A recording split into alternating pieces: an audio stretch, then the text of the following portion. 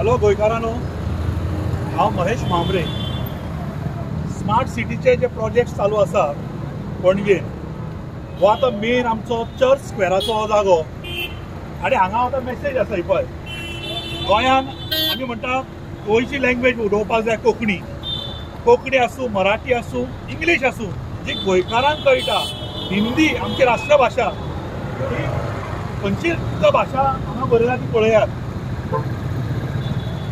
So ही म्हाका दिसता भाशा आमचो स्वल्प जो आमचो मुख्यमंत्री आहा, तो स्वल्प जो हांगा गेल्लो कर्नाटकाक आनी थंय भाशण केल्लें की स्वल्प कन्नडा मारतली म्हणून कितें तरी उलयलें ताणें.